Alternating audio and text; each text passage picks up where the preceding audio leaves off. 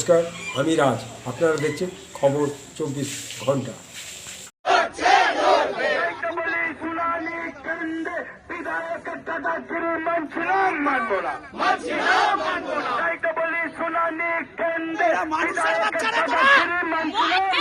যে আমাদের যে এসআইআর কেন্দ্রগুলো যেগুলো হয়েছে সেগুলোতে এখানকার বিধায়ককে বাধা দিচ্ছে এবং এসআইআর যে কাজ সেটা নির্বাচন কমিশনের কাজ, সরকারি কাজ।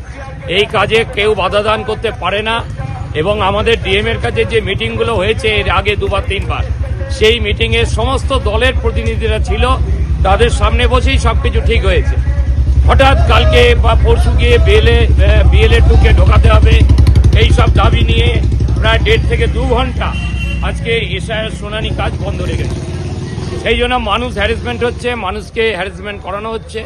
সেই বিরুদ্ধে আমরা আজকে ডিএম এর কাছে ডেপুটেশন, আমরা ভেবেছিলাম আমরা সবাইকে ডাকিনি, আমাদের খুব কম সংখ্যকই আমরা যাব, গিয়ে ডিএমকে আমরা জানাবো যে এই ধরনের কাজগুলো বন্ধ হোক, এসআইআর কাজগুলো যেন ঠিকমতো ভাবে হয়।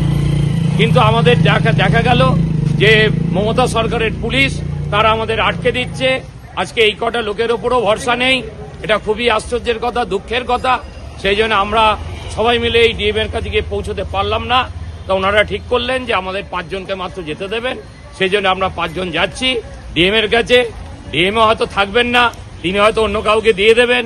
এইভাবে আজকে এখানে ওয়েস্ট বেঙ্গলের প্রশাসন চলছে।